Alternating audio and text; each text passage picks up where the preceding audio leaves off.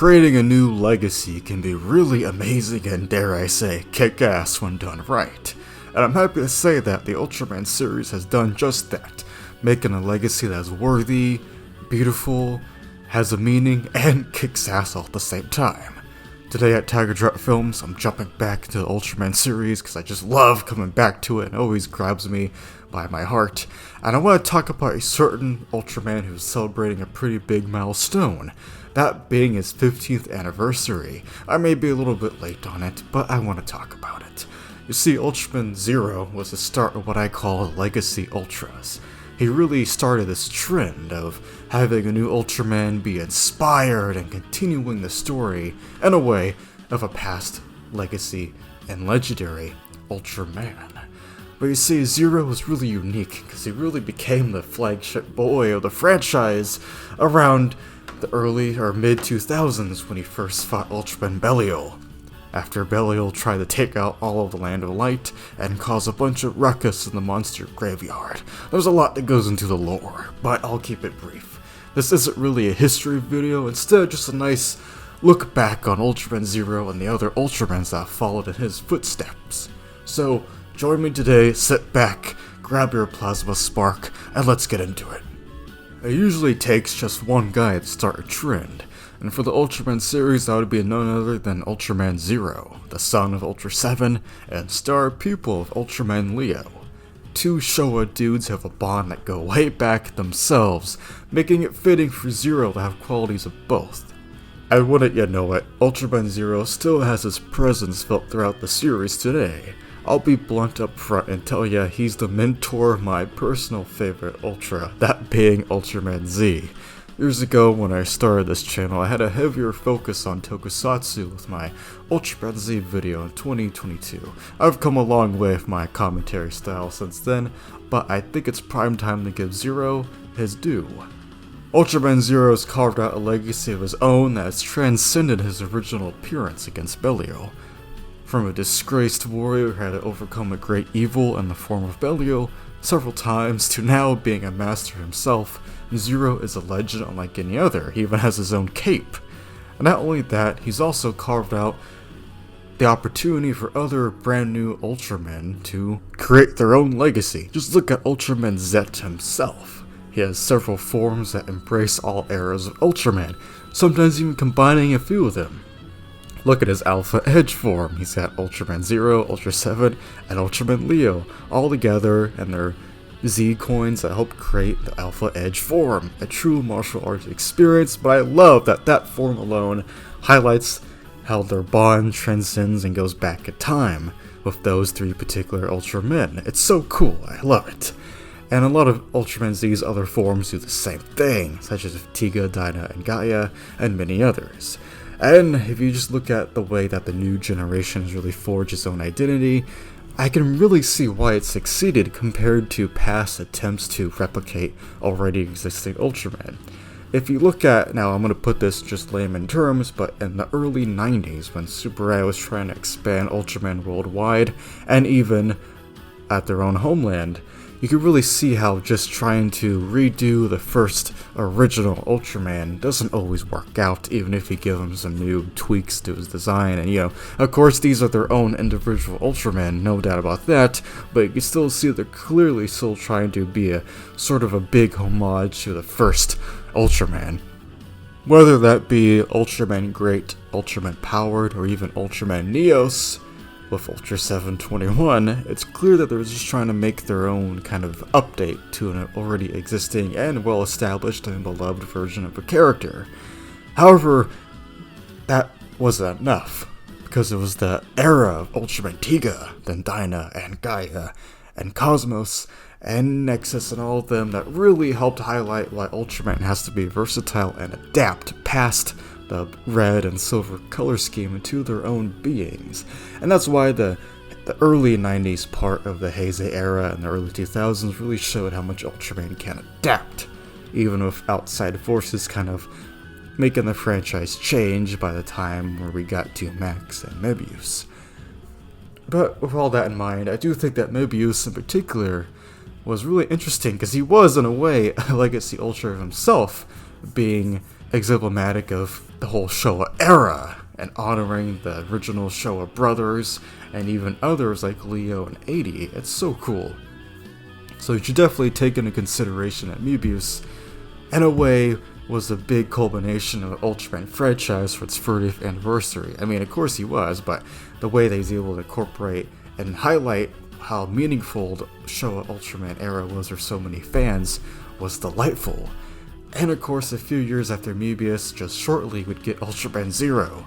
And throughout the years, Ultraman Zero has gone off and made his own legacy. But what I really want to highlight of Zero, and it's a part of him that really hasn't popped up in many years, but at least when you're starting out, he had other legacy tokusatsu heroes from Tsuburaya that he teamed up with, such as Mirror Man living on with Mirror Knight, Fireman with Glenfire, Jumborg Ace, and Gene Bot. And I even throw in that I think Gene Bot has a little bit of Gridman in there. And then you have the younger brother, so to speak, the Gene Bot with Gene 9, who is also based off of Robot from Jumborg Ace, that being Jumborg 9. So all these guys form Ultimate Force Zero, and is pretty much a big homage to all these classic tokusatsu heroes, not just Ultraman, but other tokusatsu heroes that were already inspired by Ultraman in the first place throughout the late 60s and the early 70s, and I think that's just beautiful. It's so cool that the son of Ultra 7 was able to create his own team of legacy heroes. And that's not all. This was just the first stepping stone. It would further extend throughout the main Ultraman shows, where we got guys like Ultraman Taiga, the direct son of Ultraman Taro. And while I still need to check out the Taiga show, I've heard really good things about it. And from the clips I've seen, it has a really nice bit of a Showa feel in some parts. And while there was a pretty big gap between where we got Ultraman Zero to Ultraman Taiga, it's still cool that they went back to the idea of a Showa brother having a son. And while, yeah, I don't think we ever find out who the mothers are for either Zero or Taiga, it's still cool that these Ultramen have their own sons that can carry on the legacy while still looking and behaving like their own characters. And whenever the sons have to fight the foes that their fathers fought, it's just icing on the cake. Now, I've talked about a few of the direct connections that these legacy Ultras have to their forefathers. And yeah, during the new generation, there was a bunch of upgrades and power-ups that would create a new form, these forms for a lot of the new generation Ultras, but I don't think those quite count. However, I do think that I should mention Ultraman Jeed, since he is the son of the big bad daddy Ultraman Belial. And I do truly believe that Jeed was able to create his own identity separate from Belial, even though I don't really think we've seen him in a hot minute, besides maybe the recap shows that happen around the early times every year. But I think my favorite Jeed form was the one that has mixed with Father of Ultra, or the one he had in Ultraman Z. Both of those are my favorite Jeed designs. But regardless, he was still able to create his own identity, and his bond of Zero and Z in particular is really nice to see evolve. Now, I also want to bring up one that is a bit more under the radar, but I love seeing him, that being Ultraman Regulos, and in many ways the new gen version of Ultraman Leo. But the funny thing is, they don't quite have a father and son dynamic, and not really much of a mentor dynamic, although they did train together before the events of Ultraman Leo's show. I would say they have more of a brotherly bond. I know that's saying something since Leo already has Astra, but they definitely have a more of a bro dynamic, which is even more interesting since due to some time displacement and time dilation, Ultraman Regulos is technically supposed to be the same age as Ultraman Leo and Astra, but because of being displaced in time when the whole alien magma army attacked, Ultraman Regulos hasn't aged at all, also due to being held in captivity by the Absolutians. And by the way, when are we going to see the Absolutians return, huh? It's been a couple of years since the last big event. But regardless, that's kind of cool that technically Ultraman Regulos was born in the same era as the Showa brothers, and of course he's able to do his own thing with the time displacement and create his own way of fighting with his own particular mastery of the Cosmo Beast style. I've made a video on the channel before where I did a normal review of Ultraman Regulo, so you can check that video out. It's a bit of an older one of mine. I don't know what the fancy mic I have right here. But I really enjoyed Ultraman Regulo, so it was a short and sweet series, and I am going to go back and rewatch it. But I really enjoyed it. It was cool seeing some more love given to Ultraman Leo. And, of course, Leo had Zero to help carry his legacy as well. But I think it's cool that Leo, his influence was so great that we had Ultraman Zero and Ultraman Regulos, two different ends of his character. I think that's really cool. One has a more direct connection to Ultraman Leo's past before that great alien magma invasion, and the other represents Leo's bond of 7 during the course of his own show. I think that's really neat.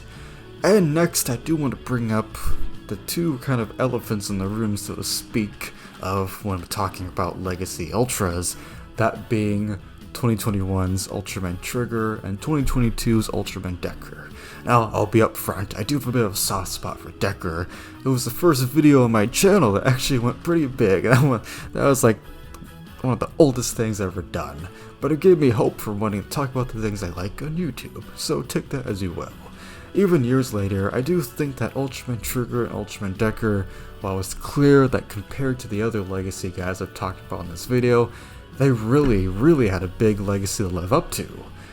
But considering that they were completely homaging the big guys in the room, Ultraman Tiga and Ultraman Dyna.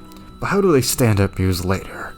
Well, I gotta say, I do think that Ultraman Decker was the stronger of the two shows when compared to Trigger, but Trigger definitely had a bunch of highlights in his own show as well. I mean, the fights across both of these shows are fantastic, and I really love the way they incorporated CGI to even higher level than I saw with Ultraman Z and some of the other shows at the time.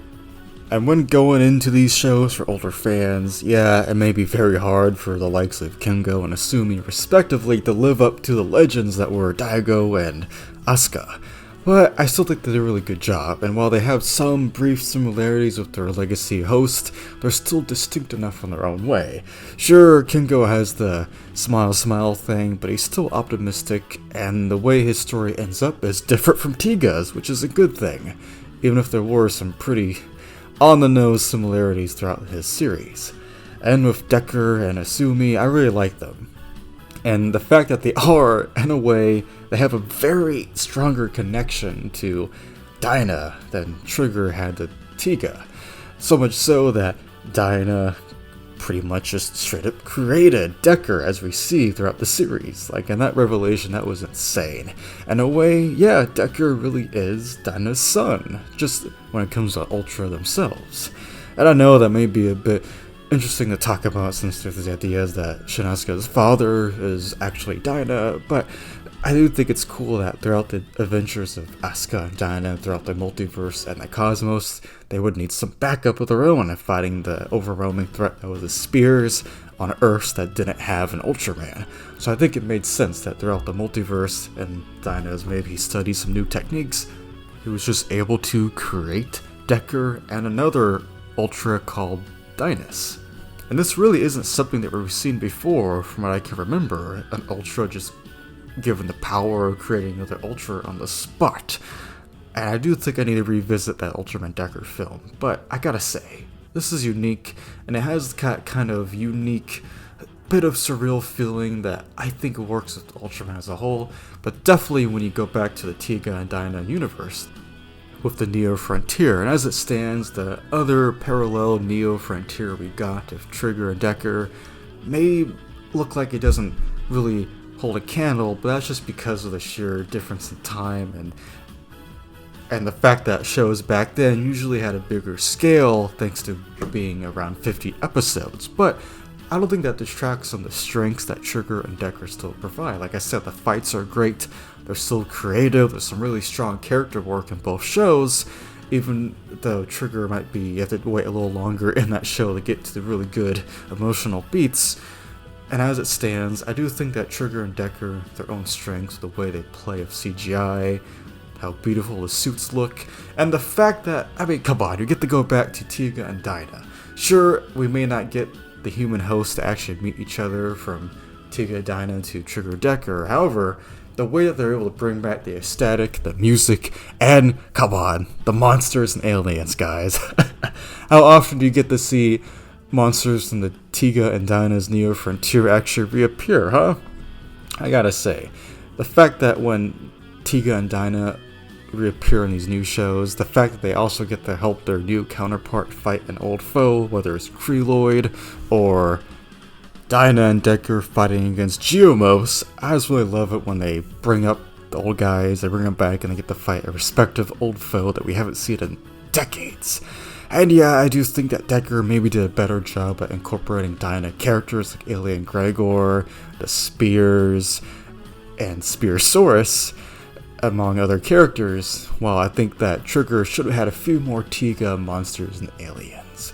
Although, I guess Trigger was really focused on having the 3 dark giants in new form, but I digress. So yeah, I do think that compared to the legacies, Trigger and Decker really had a lot going against them, but I do think they're still both enjoyable shows with great music, fights, and some really nice character work once you dive into those respective shows. And of course, the fan service to Tiga and Dyna fans is still wonderful. I just do wish you had a Gaia just to finish the trilogy, but I understand why. So, with all that in mind, and in conclusion, I've talked about the legacy of these new Ultras that, in a way, took up the mantle of their past predecessors while still doing their own thing and carving out new fans to enjoy them. Whether that was Ultraman Zero, Mebius, Ultraman Geed, Taiga, Zet, Trigger, Decker, Regulus, and even going back and talking about the likes of Neos, Powered, and Great for a little bit. All of these in mind, it's really interesting to think about these guys and the way they influence other tokusatsu heroes while still really just celebrating why we love tokusatsu. Amazing special effects that bring these characters to life in very humane ways, fighting against the bad guys, great fights, music, cinematography, the heart, the emotion. I just think that Legacy Ultras are an interesting topic in this franchise, and one that I really wanted to talk about. Because you would think there would be a lot going against them when living up to their older respective heroes, but living in the shadow and growing out of it is a feat in of its own. And I think that all these Legacy Ultras, well, whenever they pop up, I'll be happy to see them for sure. Just as I would be happy to see the old guys return as well. So, I've been Tiger Drop Films. Thank you so much for watching. What are some of your favorite Legacy Ultras? What are your thoughts on them? Let me know in the comments. And feel free to check out my whole playlist of Ultraman video essays. They're waiting for you. Until next time, stay tuned and I'll see ya across the multiverse of Ultraman.